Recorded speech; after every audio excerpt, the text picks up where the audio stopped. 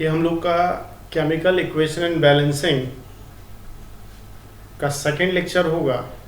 First lecture में हम लोग इस चैप्टर को समझने के लिए कुछ बेसिक टर्मिनोलॉजी को कवर किए थे। किस तरीके से किसी केमिकल कंपाउंड का फॉर्मूला हम लोग लिखने जा रहे हैं और कैसे हम लोग उसी फार्मूला का यूज़ करके एक वर्ड इक्वेशन को एक केमिकल इक्वेशन में कन्वर्ट करेंगे। उसी में हम लोग कवर किए थे फिजिकल एंड केमिकल चेंजेस, और फिजिकल एंड केमिकल चेंजेस में हम लोग अगर केमिकल चेंज का बात करें तो मेनली हम लोग को सिलेबस में, एंटायर सिलेबस में उसी के बारे में डिटेल स्टडी करना है। किस तरीके से केमिकल चेंज को आइडेंटिफाई कर पाते हैं। तो केमिकल चेंज में हमेशा एक न्यू सब्सटेंस का फॉर्मेशन होगा। केमिकल चेंज में जो कंपाउंड या जो प्रोडक्ट का फॉर्मेशन होता है वो रिएक्टेंट के प्रॉपर्टी को शो नहीं करेगा। हाइड्रोजन एक कंबस्टिबल गैस होगा जबकि ऑक्सीजन सपोर्टर ऑफ ऑक्सीजन होता है, और उस दोनों के कॉम्बिनेशन से जो वाटर बनता है वो फायर एक्सटिंग्यूशर का काम करेगा। इसका मतलब ये है कि कहीं ना कहीं जो substance as a product obtained हो रहा है उसका फिजिकल और केमिकल प्रॉपर्टी दोनों अपने रिएक्टेंट से डिफरेंट होगा। जिस समय केमिकल चेंज होगा वहाँ पे हीट इवॉल्व या एब्जॉर्ब हो सकता है।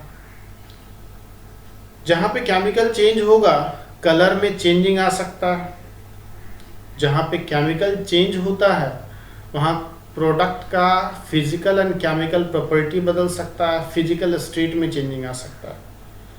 अगर एनसीईआरटी पॉइंट ऑफ व्यू से देखें तो इस केमिकल चेंज में जो कुछ भी हो रहा है उसको एक्सप्लेन करने के लिए कुछ एक्टिविटीज़ को बुक में मेंशन किया गया।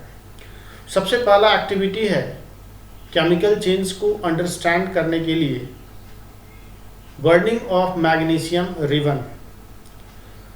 पहले उस डिफरेंट एक्टिविटीज़ को हम लोग कवर कर ले और तब आज का topic chemical equation and balancing का सेकेंड टॉपिक जो कि इक्वेशन बैलेंसिंग से रिलेटेड होगा कवर अप करेंगे हम लोग। अगर मैग्नीशियम रिबन का बर्निंग का बात करें तो हमको पता होना चाहिए magnesium is a metal and we can say highly reactive metal. So this metal will easily react with oxygen, but in general we cannot say that magnesium when left open into the atmosphere it will catch fire. So इसको हमको जलाना पड़ेगा, extinguish इसको हम लोग को ignite करना पड़ेगा, और इग्नाइट करने के लिए हमको इस एक्टिविटी में सबसे पहले मैग्नीशियम रिबन को सैंड पेपर से रब करना होगा। ऐसा इसलिए किया जाता है क्योंकि बहुत ही स्लोली मैग्नीशियम ओपन एटमॉस्फेयर में प्रेजेंट गैसेस से रिएक्ट करके अपने ऊपर एक ऑक्साइड लेयर बनाता है। क्योंकि इस रिएक्शन में, इस एक्टिविटी में हमको मैग्नीशियम रिबन प्योर चाहिए, इसलिए उसको रब करके उसके ऊपर का ऑक्साइड लेयर को रिमूव करते हैं, और तब जाके मैग्नीशियम रिबन को जब बर्न करते हैं तो एक्चुअल में मैग्नीशियम रिबन का बर्निंग या किसी भी चीज़ का बर्निंग ऑक्सीजन के प्रेजेंस में होता है। एक्चुअल में देखा जाए तो मैग्नीशियम वहाँ पे ऑक्सीजन से रिएक्ट करता हुआ दिखता है, मैग्नीशियम यहाँ पे ऑक्सीजन से रिएक्ट करता हुआ दिखता है, और ड्यूरिंग रिएक्शन ये फॉर्म करेगा मैग्नीशियम ऑक्साइड। अब यहाँ पे ये मैग्नीशियम सॉलिड फॉर्म में था, ये ऑक्सीजन गैसेस फॉर्म में था, और ये सॉलिड फॉर्म में, पाउडर फॉर्म में ऑब्टेन हुआ। इस मैग्नीशियम ऑक्साइड को जब हम वाटर में डिसॉल्व करते हैं तो ये मैग्नीशियम हाइड्रोक्साइड का फॉर्मेशन करता है, और जिस समय ये मैग्नीशियम हाइड्रोक्साइड बनता है तो सॉल्यूशन जो बन के तैयार हुआ उसका टेम्परेचर हल्का इंक्रीज करेगा।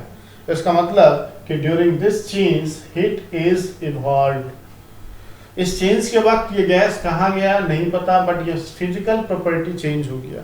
ये मैग्नीशियम ऑक्साइड मैग्नीशियम का प्रॉपर्टी शो नहीं करेगा, ये मैग्नीशियम ऑक्साइड कभी भी ऑक्सीजन का प्रॉपर्टी शो नहीं करेगा।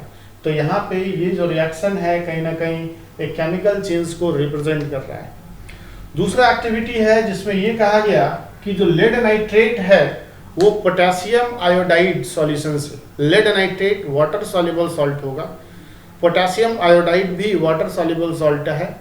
इस दोनों को वाटर में डिजॉल्व करवा देते हैं और जैसे ही डिजॉल्व करवाते हैं तो सॉल्यूशन के कलर में चेंजिंग आता है।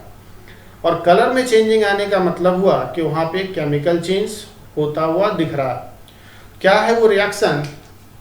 ये एक्टिविटी 1 हुआ और ये जो हम लोग करने जा रहे हैं वो सेकंड एक्टिविटी हुआ, जिसमें लेड नाइट्रेट है PbNO3 होल ट्वाइस, और ये वाटर में जब डिजॉल्व करवाएंगे तो वहाँ पे हम लोग एक्वस पुट करेंगे, AQ मीन्स वाटर में सॉल्यूशन बनाए हुए, और ये पोटेशियम आयोडाइड से भी रिएक्ट कर रहा है एक्वस।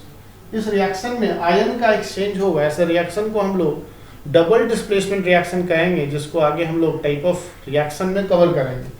तो potassium lead will combine with now iodine PbI2 plus potassium nitrate. अब ये जो लेड आयोडाइड बना ये कलर्ड कंपाउंड होगा। पहले ऐसा कोई कलर इसमें दिख नहीं रहा था, just after reaction colour change हो गया। इसका मतलब यहाँ भी एक केमिकल चेंज हुआ है। तीसरा एक्टिविटीज में हम लोग को बोला गया जिंक ग्रैन्यूल्स, मीन्स जिंक का छोटा छोटा पार्टिकल्स को जब हाइड्रोक्लोरिक एसिड जो कि एक्वस फॉर्म में होगा, मीन्स वाटर में dissolve hydrochloric acid zinc granules solid form में होगा।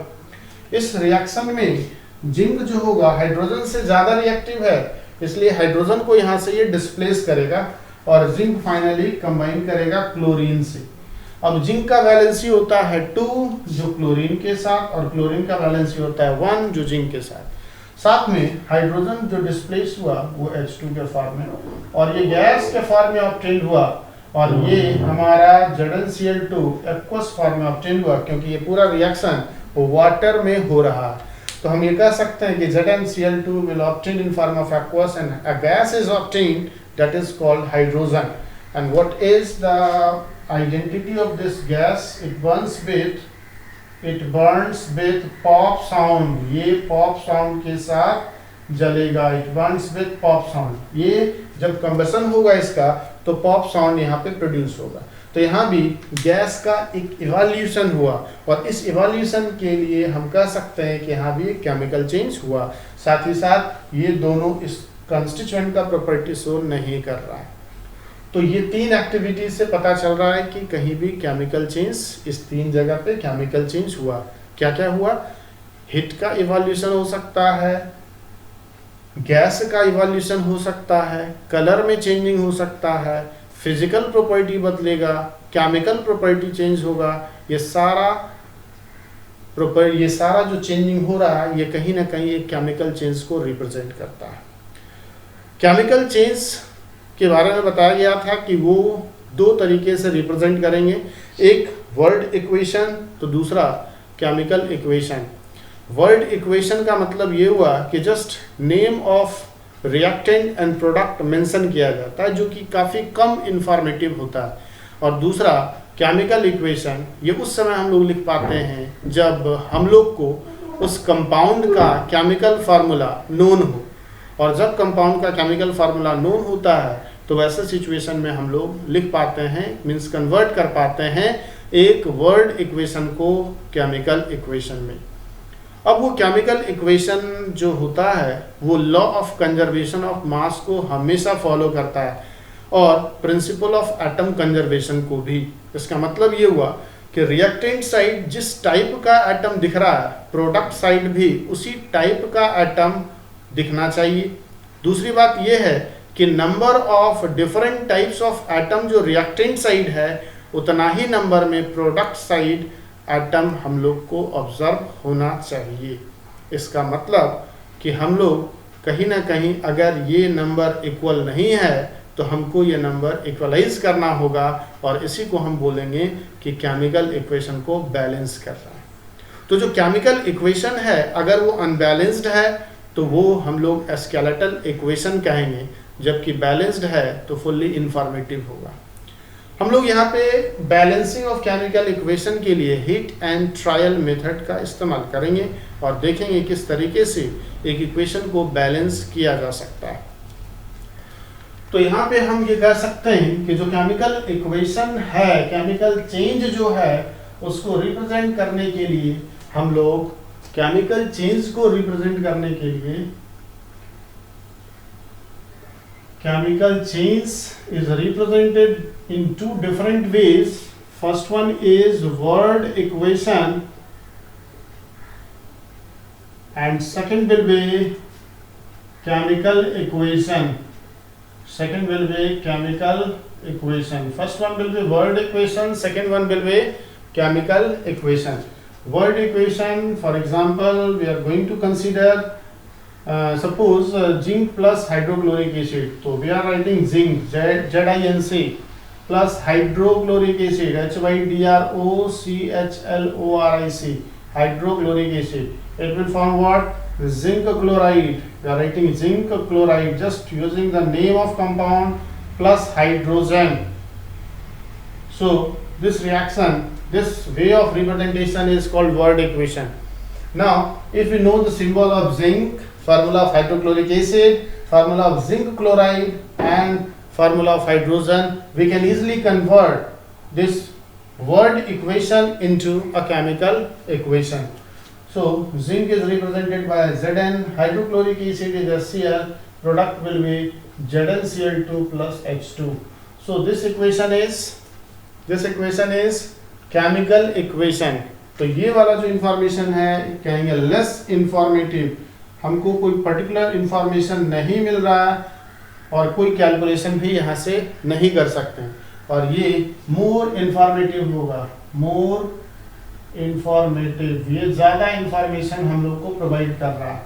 ध्यान देने वाली बात ये है कि ये जो केमिकल इक्वेशन है, एक को हम लोग बोलेंगे स्केलेटल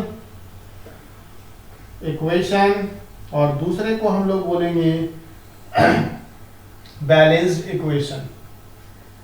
बैलेंस्ड इक्वेशन, तो हम लोग का फाइनल पॉइंट कहाँ पे पहुंचना है? बैलेंस्ड केमिकल इक्वेशन तक। हम लोग को फाइनली कहाँ रीच करना है? बैलेंस्ड केमिकल इक्वेशन तक। और हम लोग को मिल सकता है क्या? स्केलेटल इक्वेशन मिल सकता है, नहीं तो फिर वर्ड इक्वेशन मिल सकता है। इधर वर्ड इक्वेशन और स्केलेटल इक्वेशन को हम लोग को बैलेंस्ड इक्वेशन में कन्वर्ट करना पड़ता है। तो कन्वर्जन क्यों जरूरी है ना? वाई कन्वर्जन इज रिक्वायर्ड, क्यों जरूरी है? तो क्योंकि है ना, रिएक्शंस जो होता है, केमिकल चेंज और फिजिकल चेंज जो होता है, वो law of conservation of mass को फॉलो करता है। Law of conservation of mass को फॉलो करता है, जबकि दूसरा हम बोल सकते हैं प्रिंसिपल ऑफ एटम कंजर्वेशन को भी फॉलो करता है। प्रिंसिपल ऑफ एटम कंजर्वेशन, इसका मतलब number and type of atoms, types of atom on reactant and product side, reactant and product side must be same. Means reactant and product side जो number and type of atoms होता है वो equal होना चाहिए। तो हर एक chemical change law of conservation of mass and principle of atom conservation को follow करता है। यही कारण है कि हम लोग skeletal equation means unbalanced equation को बैलेंस्ड इक्वेशन में कन्वर्ट करते हैं। और ये जो कन्वर्जन का वे है, इसी वे को हम लोग डिस्कस करते हैं हिट एंड ट्रायल मेथड के फॉर्म में। तो हम लोग यहाँ पे देखते हैं किस तरीके से एक केमिकल इक्वेशन को हम लोग बैलेंस कर सकते हैं। तो नेक्स्ट टॉपिक जो कवर करेंगे वो होगा balancing of chemical equation. Balancing of chemical equation.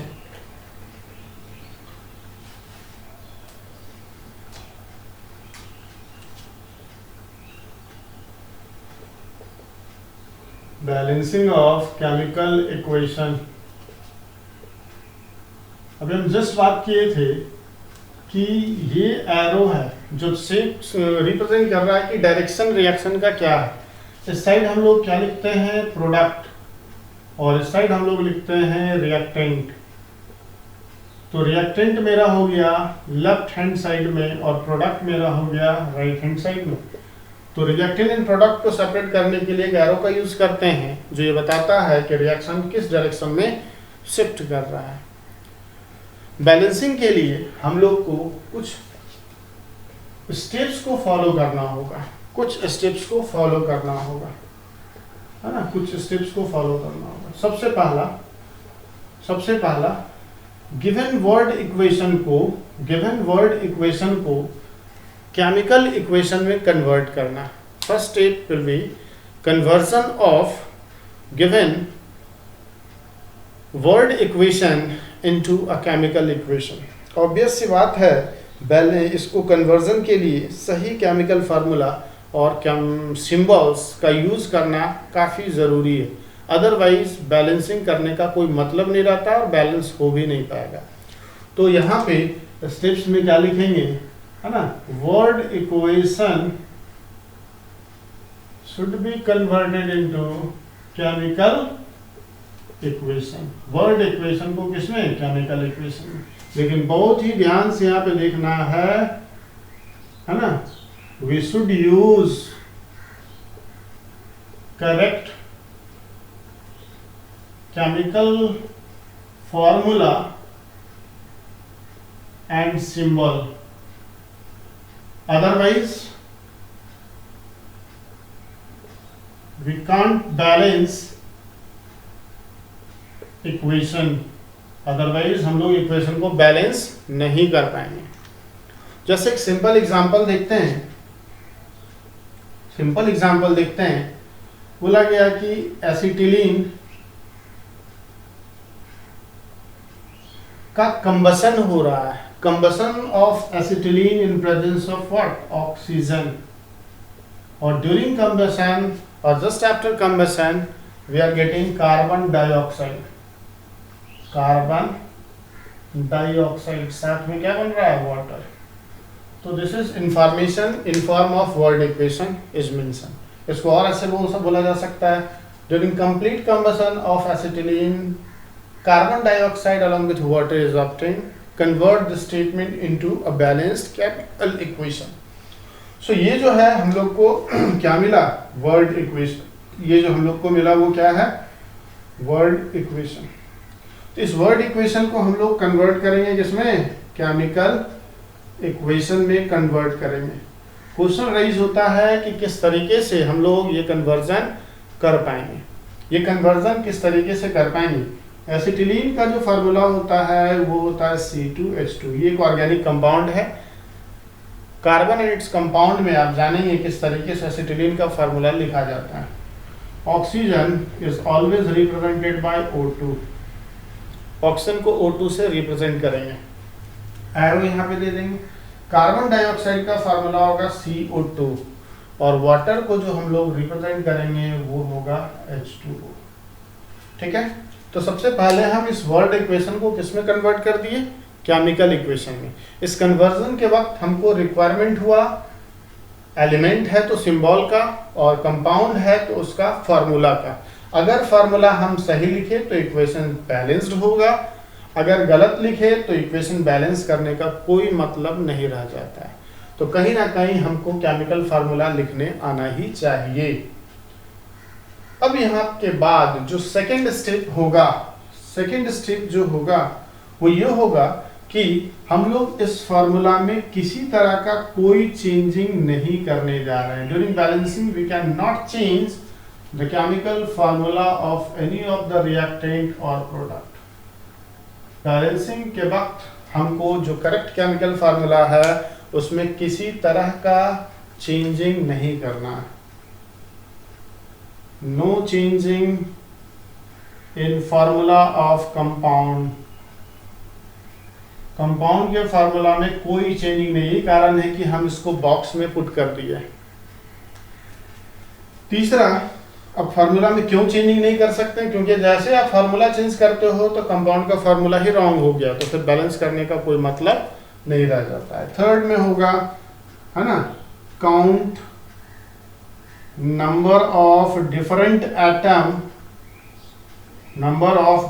Atoms on reactant and product side. हम लोग को काउंट करना है, तो इस साइड हम लोग लिख दे रहे हैं रिएक्टेंट और इस साइड लिख दे रहे हैं प्रोडक्ट। ऑब्वियस सी बात है, रिएक्टेंट में मेरा C2H2 O2 है, तो कार्बन है, हाइड्रोजन है और ऑक्सीजन, 3 एलिमेंट है मेरे पास। कार्बन यहाँ पे कोफिशिएंट कार्बन का कितना 2, तो कार्बन रिएक्टेंट साइड कितना हो गया 2। चलिए हाइड्रोजन का कोफिशिएंट क्या है, जो कोफिशिएंट जो है वो एक सबस्क्रिप्ट बोलेंगे, सबस्क्रिप्ट उसके नंबर को रिप्रेजेंट कर रहा है। तो हाइड्रोजन के जस्ट पास वाला नंबर 2 दिख रहा है, मींस ये सबस्क्रिप्ट हाइड्रोजन का है जो कि 2 होगा, तो हाइड्रोजन भी यहाँ पे कितना हो गया 2। अब ऑक्सीजन को काउंट किया जाए तो टोटल ऑक्सीजन यहाँ पे है 2, तो oxygen is 2, carbon is 2, hydrogen is 2, oxygen is 2। इस साइड अगर आगे देखते हैं product side, carbon hydrogen and oxygen, तो कार्बन इज ओनली 1, कोई कोफिशिएंट नहीं तो 1। हाइड्रोजन यहाँ पे कितना है 2 और ऑक्सीजन 2 + 1 3। अब यहाँ ध्यान से देखा जाए, हाइड्रोजन को छोड़ के बाकी दोनों एलिमेंट का नंबर रिएक्टेंट और प्रोडक्ट साइड इक्वल नहीं है। अब ये नंबर इक्वल नहीं है तो उसको इक्वलाइज करेंगे हम लोग, और इक्वलाइज कैसे करेंगे, तो इस फार्मूला के पहले ये वाला जो पोर्शन होगा यहाँ पे जो नंबर लिखाएगा उसको हम लोग बोलते हैं कोफिशिएंट। यहाँ जो नंबर हम लोग लिख सकते हैं वो है कोफिशिएंट। अगर पूछा जाए कि क्या है कोफिशिएंट सबका, तो अगर कुछ नहीं है तो कोफिशिएंट कितना है 1, यहाँ भी कोफिशिएंट कितना है 1, यहाँ भी कोफिशिएंट कितना है 1 और यहाँ भी कोफिशिएंट कितना है 1। तो ये जो नंबर दिख रहा है 1 1 कुछ नहीं दिख रहा था, बट हम लोग फिर भी 1 लिख दिए। 1 लिखने से मतलब ये हुआ कि यहाँ पे कोफिशिएंट कितना है सबका 1। ध्यान रहे कि जब भी हम लोग को केमिकल इक्वेशन बैलेंस करना हो तो हम सिर्फ और सिर्फ इसी कोफिशिएंट को बदल सकते हैं, बाकी कोई चेंजिंग नहीं कर सकते हैं। अब यहाँ पे कौन सा कोफिशिएंट पुट करना है ये तो हम लोग को सेलेक्ट करना है, और वो किस मेथड से करना है, तो हम बोले hit and trial method. Try करते जाइए, काश कभी वो बैलेंस हो जाए। धीरे धीरे प्रैक्टिस करने के बाद आप सिंगल स्टेप में इसको बैलेंस कर लेंगे। तो अब हम लोग निकलते हैं 4th स्टेप। क्या होगा 4th स्टेप, वो हम लोग कवर करेंगे। 4th स्टेप में हम लोग क्या करेंगे,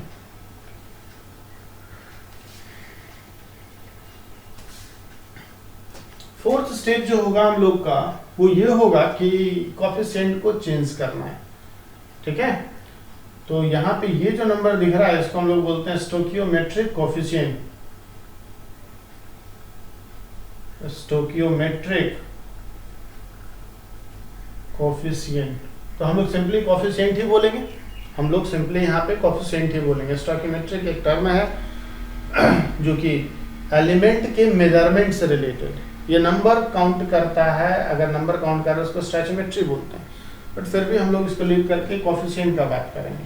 हम लोग by using hit and trial method, by using hit and trial method, हम लोग हिट एंड ट्रायल मेथड का यूज करके, by using hit and trial method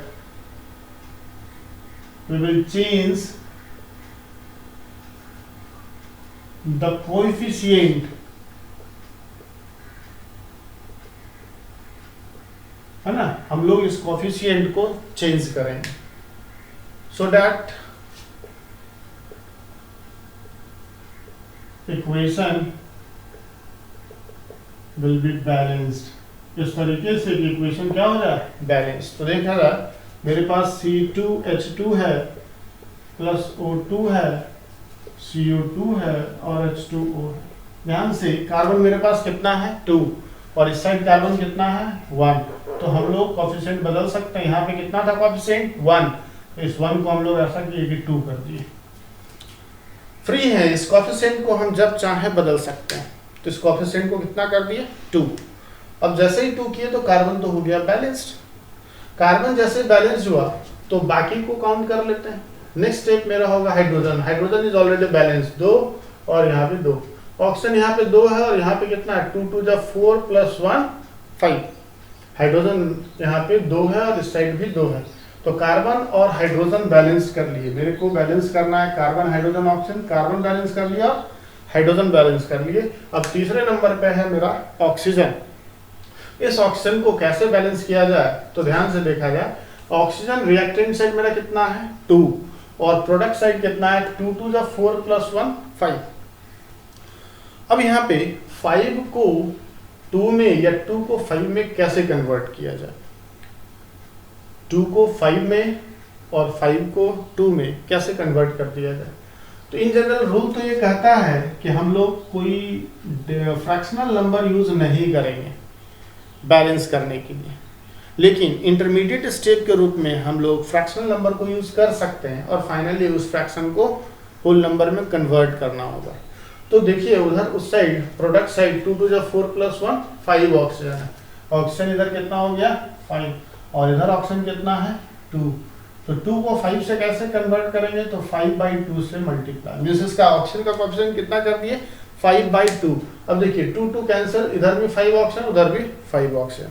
अब इस सिचुएशन में अगर देखा जाए तो रूल क्या कहता है कि we should not use fractional number, है ना, हम लोग यहाँ पे fractional number should not be used. Rule क्या कहता है fractional number should not be used, हम लोग इसका यूज नहीं कर सकते हैं, fractional number should not be used. But यहाँ पे चूंकि इक्वलाइज करना था तो एक स्टेप में इक्वलाइज कर दिए, जो कि एक सिंपल तरीका हुआ। दूसरा तरीका भी है कि 5 और 2 का एलसीएम लेंगे जो कि 10 होगा और इसको भी 10 कर देंगे और उस साइड भी 10 करेंगे, फिर एक स्टेप और आगे बढ़ेंगे, फिर कार्बन को बैलेंस करेंगे, वो भी तरीका है, उसको भी हम लोग कवर करेंगे।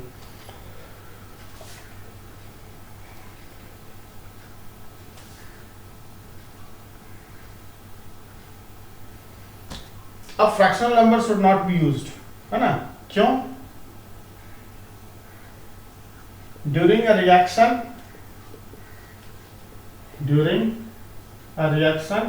एटम और मॉलिक्यूल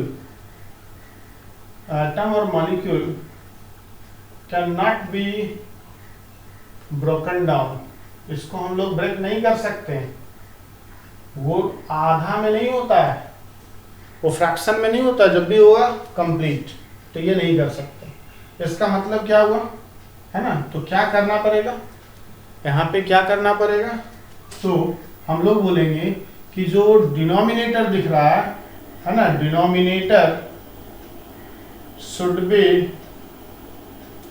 रिमूव्ड। लेकिन ये कैसे पॉसिबल होगा, इस डिनोमिनेटर को कैसे हम लोग रिमूव करेंगे, तो डिनोमिनेटर को रिमूव करने के लिए हम लोग सिंपली इस पूरे इक्वेशन को 2 से मल्टीप्लाई कर देंगे। तो बताइए मेरे पास इक्वेशन तो यही था C2H2 5/2O2 2CO2 और plus H2O plus H2O। Now this equation is multiplied by 2। क्यों 2 से मल्टीप्लाई किए, क्योंकि इसका डिनोमिनेटर कितना है 2। अब ये 2 से वो 2 कट जाएगा, फाइनल मेरे पास इक्वेशन होगा 2C2H2 प्लस 5O2 और 4CO2 और 2H2O। ये मेरा बैलेंस्ड केमिकल इक्वेशन है। इस केमिकल इक्वेशन को बैलेंस करने के लिए जो इस तरीके से हम लोग आगे बढ़े, इसके जगह पे दूसरा वे भी होगा, और वो तरीका क्या है उस चीज को भी हम लोग देख लेते हैं। वो तरीका क्या होगा, मीन्स यहाँ तक पहुंचने का दूसरा कोई रास्ता जिसमें हम लोग फ्रैक्शनल नंबर यूज करने से बचे, वो क्या होगा, तो C2H2 plus O2 CO2 plus H2O, C2H2 plus O2 CO2 plus H2O। यहाँ पे 2 कार्बन है, यहाँ पे 1 कार्बन है, 2 कार्बन कर दिए, हाइड्रोजन 2 उधर भी 2, बैलेंस्ड है। ऑक्सीजन का बात करें तो 2 2 जा 4 प्लस 1 5 और इधर कितना है 2।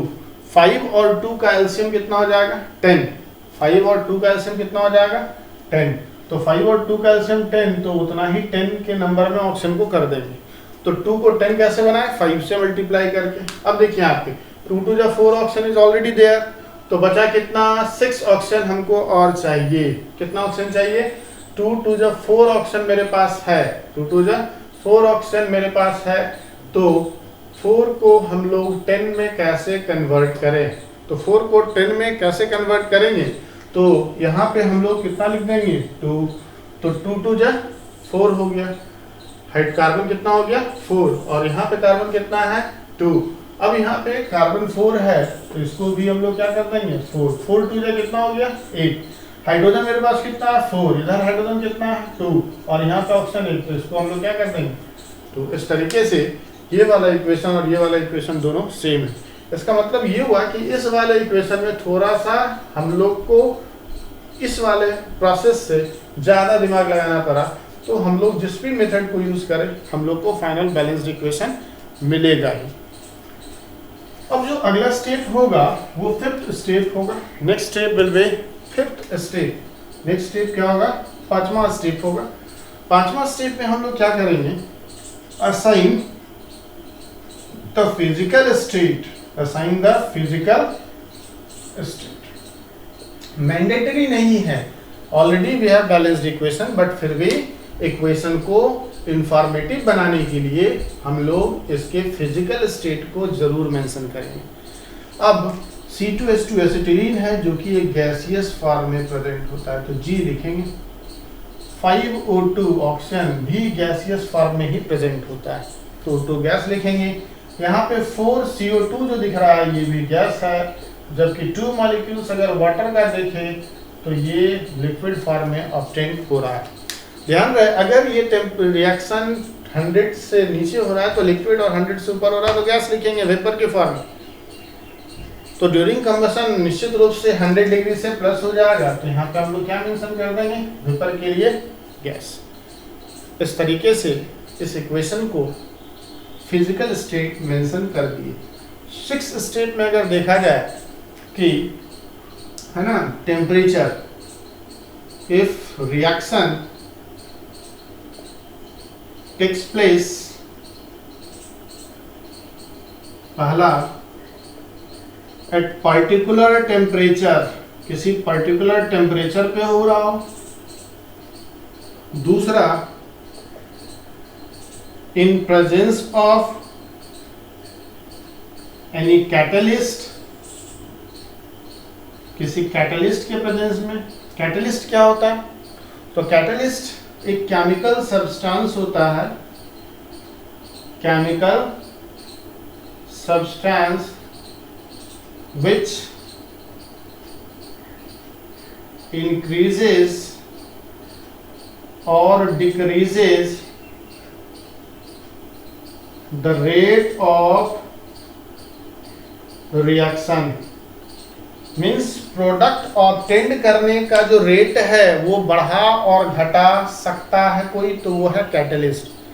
अगर बढ़ाता है तो कैटलिस्ट पॉजिटिव होगा और घटाता है तो नेगेटिव कैटलिस्ट होगा। ये रेट को बढ़ा रहा है और ये रेट को घटा रहा है, ठीक है, अगर कैटलिस्ट के प्रेजेंस में हो रहा है। और तीसरा if taking place at a particular temperature, at particular pressure, तो सिंपल सी बात है it should be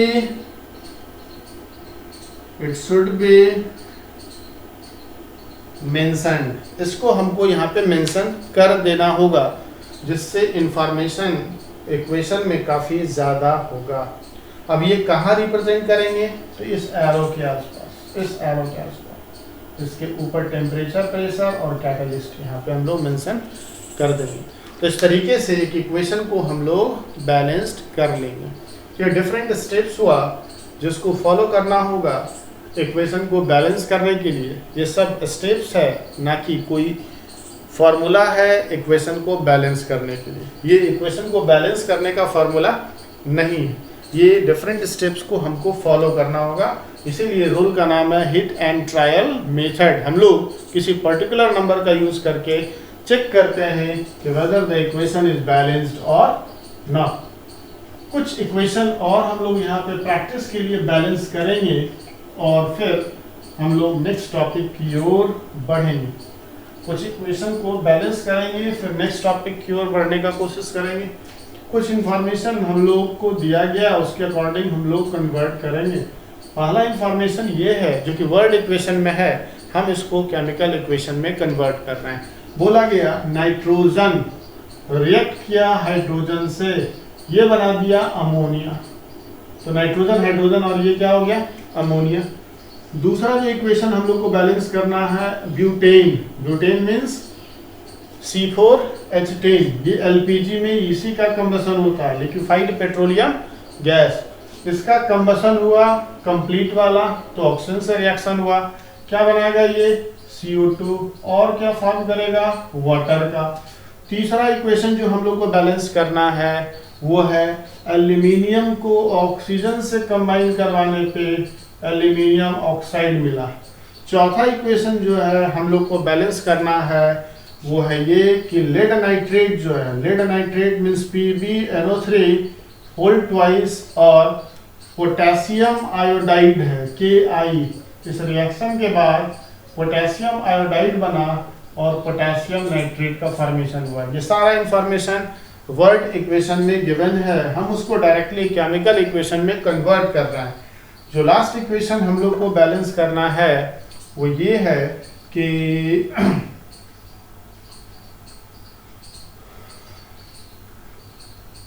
C2 है ना। लास्ट इक्वेशन जो बैलेंस करना है वो सिंपल एग्जांपल ले लें, H2 और ऑक्सीजन, हाइड्रोजन और ऑक्सीजन मिलकर वाटर का फॉर्मेशन कर रहा है।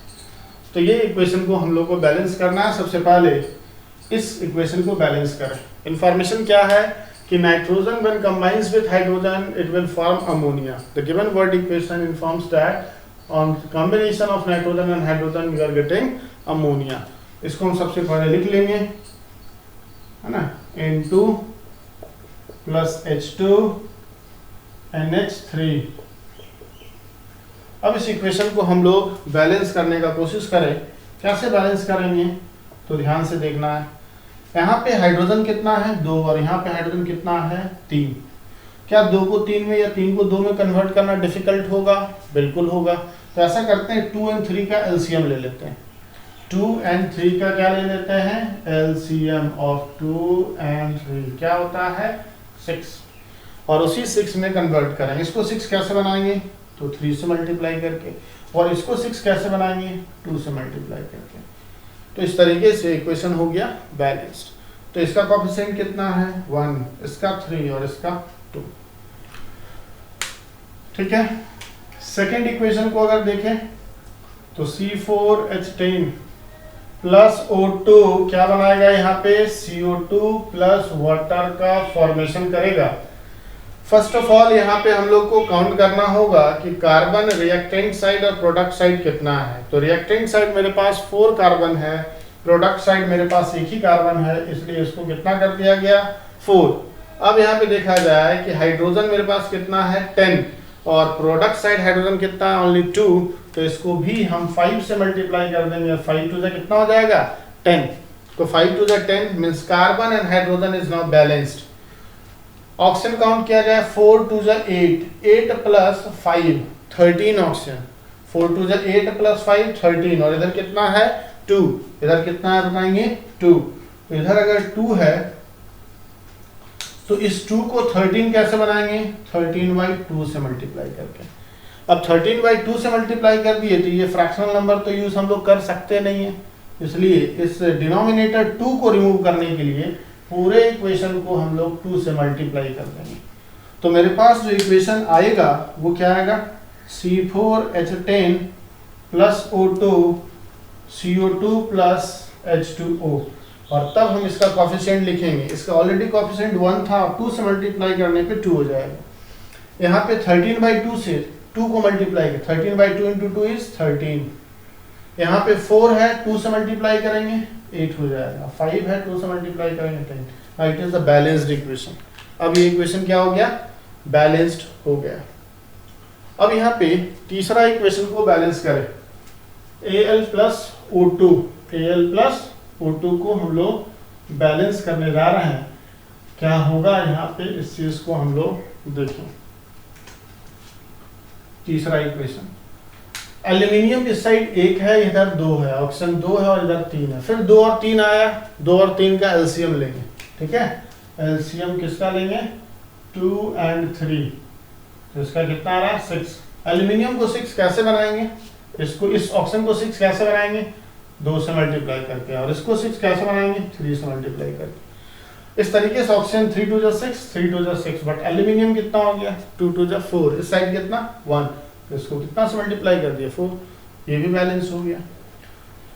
नेक्स्ट अगर बात करें lead nitrate plus potassium iodide, lead iodide plus KNO3, ध्यान से देखा जाए आयोडीन यहाँ पे कितना है 1 और यहाँ पे कितना है 2, तो ऐसा करते हैं कि इसको 2 से मल्टीप्लाई कर दे रहे हैं, iodine is balanced. Now NO3 कितना है 2 और यहाँ NO3 कितना है 1, और पोटेशियम इधर 2 इधर 1, तो इसको भी कितना से 2, इस तरीके से इक्वेशन क्या हो गया, बैलेंस्ड। तो प्रैक्टिस के बाद हम लोग काफ़ी आसानी से, काफ़ी सिंपल तरीके से इक्वेशन को हम लोग बैलेंस कर लेंगे। प्रैक्टिस के बाद इक्वेशन को बैलेंस करना डिफिकल्ट नहीं रह जाएगा, ठीक है। लास्ट इक्वेशन देखते हैं कि हाइड्रोजन और ऑक्सीजन कंबाइन करके वाटर का फॉर्मेशन किया, तो हाइड्रोजन 2 है, यहाँ पे 2, ऑक्सीजन 2 है और यहाँ पे 1, ऐसा करते हैं इसको 2 कर दे, ऑक्सीजन बैलेंस हो गया, 2 ऑक्सीजन इधर 2 ऑक्सीजन इधर, बट हाइड्रोजन 2 2 4, यहाँ पे सिर्फ 2 है तो इसको भी 2 कर दी, तो इस तरीके से इक्वेशन बैलेंस्ड हो गया।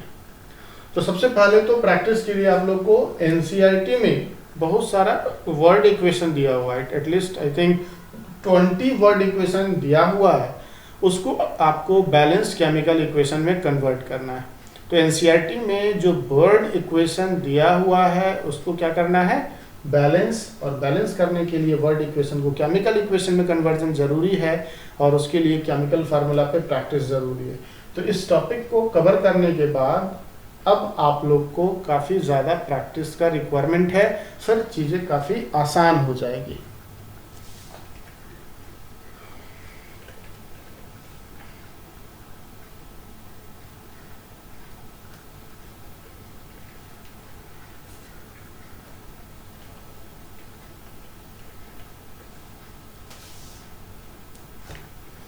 अब यहाँ के बाद अगर आगे बढ़े तो मेरे पास जो टॉपिक है वो types of reaction, chemical reaction कितने तरह का होता है, तो डिफरेंट टाइप से क्लासिफाई कर सकते हैं।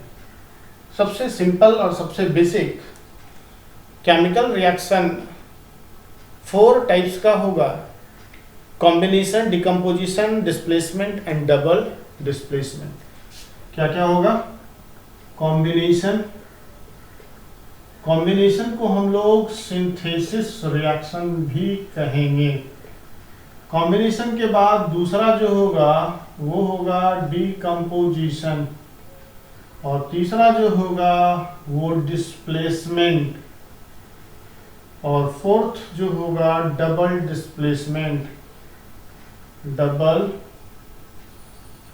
डिस्प्लेसमेंट। तो टोटल टाइप रिएक्शन का कितना है 4, combination reaction, decomposition reaction, displacement reaction and double displacement reaction. Combination, decomposition, displacement and double displacement reaction, ये 4 टाइप्स का रिएक्शन हम लोग को 1 बाय 1 कवर अप करना है। ये डिकम्पोजिशन फिर 3 टाइप्स का होगा, thermal decomposition, electrolytic decomposition and photo decomposition. तो हम लोग सबसे पहला टाइप को कवर करने जा रहे हैं। ये सबसे बेसिक क्लासिफिकेशन है रिएक्शन के टाइप को लेकर, सबसे बेसिक क्लासिफिकेशन है। First one is the combination reaction. Combination reaction, पहला जो रिएक्शन है वो हम लोग कॉम्बिनेशन रिएक्शन करेंगे। कॉम्बिनेशन रिएक्शन में क्या होता है, सिंपल फॉर्मेट को हम लोग को माइंड में रखना है, मोर देन वन रिएक्टेंट, और जब इसका कॉम्बिनेशन होता है तो सिंगल प्रोडक्ट का फॉर्मेशन होता है। एकदम ध्यान में रखना है, प्रोडक्ट क्या होना चाहिए, सिंगल, यही मेन बात है, प्रोडक्ट मस्ट बी सिंगल, ठीक है। जैसे A plus B plus C D का फॉर्मेशन हुआ, ये क्या है ना, सिंगल प्रोडक्ट। ये क्या हो गया बताएंगे, सिंगल प्रोडक्ट। अब इसका अगर एग्जाम्पल को ध्यान में दिया जाए तो इस एग्जाम्पल में हम कंसिडर करते हैं कि एक सिंपल फॉर्मेट में बहुत सारा एग्जांपल आप लिख सकते हैं कि मेटल ऑक्सीजन से कंबाइन किया तो मेटल ऑक्साइड ही बनाएगा, ठीक है। नॉन मेटल को NM से लिखते हैं, ऑक्सीजन से रिएक्ट किया तो नॉन मेटालिक ऑक्साइड बनाया। ये तो सिंपल फॉर्मेट है। इसी में कुछ पर्टिकुलर्स को हम लोग आगे लेके बढ़ते हैं। Metal plus oxygen metal oxide. Suppose मेरे पास कैल्शियम है, ऑक्सीजन से रिएक्ट किया, कैल्शियम ऑक्साइड का फॉर्मेशन किया, 2 ऑक्सीजन 2 कैल्शियम, बैलेंस हो गया ये इक्वेशन। नेचर में ये जो अवेलेबल होता है ना, नेचर में इसको हम लोग बोलेंगे क्विक लाइम, है ना, क्विक लाइम इसको बोलेंगे। CaO कौन है? Quick lime. इंपॉर्टेंट बात है यहाँ पे दिमाग में रखने की जरूरत है। ये जो क्विक लाइम होगा, ये क्विक लाइम ऑक्सीजन वाटर से कंबाइन कर सकता है और आफ्टर कॉम्बिनेशन ये जो होगा ये क्या है, एक तरह का कॉम्बिनेशन रिएक्शन, सिंगल प्रोडक्ट। इस रिएक्शन को आगे बढ़ाते हैं। कैल्शियम ऑक्साइड जब वाटर से कंबाइन करेगा तो ये जो बनाएगा वो कैल्शियम हाइड्रोक्साइड का फॉर्मेशन करेगा, ठीक है, कैल्शियम हाइड्रोक्साइड का फॉर्मेशन करेगा। तो ये क्या है, क्विक लाइम है। और ये क्या बना, स्लैक लाइम है। और इसका जो सॉल्यूशन बनता है, सॉल्यूशन इन वाटर को हम लोग लाइम वाटर कहते हैं। सॉल्यूशन इन वाटर को हम लोग क्या बोलेंगे, लाइम वाटर। अब इसको एक एक्टिविटी के रूप में आप एक्सप्लेन कर सकते हैं। Quick lime easily available compound है जो हार्डवेयर के दुकान में अवेलेबल है। जब हम उसको वाटर में डिजॉल्व करवाते हैं तो कैल्शियम हाइड्रोक्साइड का फॉर्मेशन होता है। और इस समय, है ना, कैल्शियम हाइड्रोक्साइड के साथ साथ, है ना, वाटर हाइड्रोजन गैस का भी फॉर्मेशन होगा। यहाँ पे CaOH होल ट्वाइस प्लस, है ना, वाटर जब कैल्शियम ऑक्साइड और वाटर कंबाइन करेगा तो कैल्शियम हाइड्रोक्साइड का फॉर्मेशन होगा। और ये कैल्शियम हाइड्रोक्साइड के साथ हीट भी प्रोड्यूस होगा, काफी लार्ज अमाउंट में हीट प्रोड्यूस होगा। जिस कंटेनर में ये रिएक्शन हो रहा होगा उसका टेम्परेचर काफी बढ़ जाएगा। तो वैसे रिएक्शन जिसमें हीट प्रोड्यूस हो रहा है, और ये एक साइन भी है कि केमिकल रिएक्शन हो रहा है क्योंकि यहाँ पे हीट प्रोड्यूस हो रहा है। ऐसे रिएक्शन को हम लोग एक्सोथर्मिक रिएक्शन बोलते हैं। ऐसे रिएक्शन को हम लोग क्या बोलते हैं, एक्सोथर्मिक रिएक्शन। एक्सोथर्मिक का मतलब heat is released, heat is released during the reaction, heat is released during the reaction। Reaction के वक्त हीट क्या हो रहा है, रिलीज हो रहा है। तो रिएक्शन के वक्त हीट क्या हो रहा है, रिलीज हो रहा है। तो heat is released during the reaction. यहाँ पे खास बात दिमाग में रखने की जरूरत है कि हीट यहाँ पे रिलीज हो रहा है रिएक्शन के वक्त। तो ऐसे रिएक्शन को एक्सोथर्मिक रिएक्शन बोलते हैं। एक एग्जांपल ले लें एक्सोथर्मिक रिएक्शन का। तो एक्सोथर्मिक रिएक्शन का जो एग्जांपल है वो रेस्पिरेशन है। रेस्पिरेशन एक एक्सोथर्मिक रिएक्शन का एग्जांपल। रेस्पिरेशन में क्या होता है, ग्लूकोज जो प्रेजेंट होता है कार्बोहाइड्रेट में, हम लोग जो भी कार्बोहाइड्रेट का इंटेक करते हैं उसमें ग्लूकोज प्रेजेंट है और वो ग्लूकोज ऑक्सीजन से कंबाइन करके बनाता है कार्बन डाइऑक्साइड और साथ में वाटर और साथ में एनर्जी। और ये एनर्जी जो होता है स्टोर्ड कर लिया जाता है, stored in form of ATP। ATP का मतलब होता है एडिनोसिन